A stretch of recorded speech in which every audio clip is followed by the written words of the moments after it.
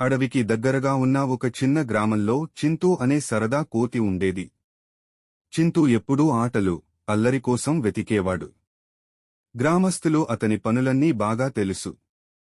ఒక ఉదయం barber tea తాగడానికి బయటకి వెళ్ళినప్పుడు చింతూ దుకాణంలోకి చొరబడ్డాడు.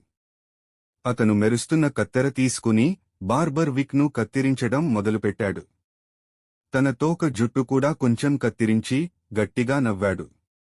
మరొక రోజు చింతూ ఒక పండ్ల వ్యాపారి తన బండి పక్కన నిద్రపోతూ కనిపించాడు.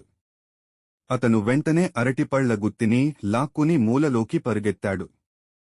కాని అక్కడే ఆగిపోయి వ్యాపారి టోపీలో వేరుశెనగలు నింపేశాడు. వ్యాపారి లేచి చూసేసరికి అరటిపళ్లు పోయి వేరుశెనగలు వచ్చాయి.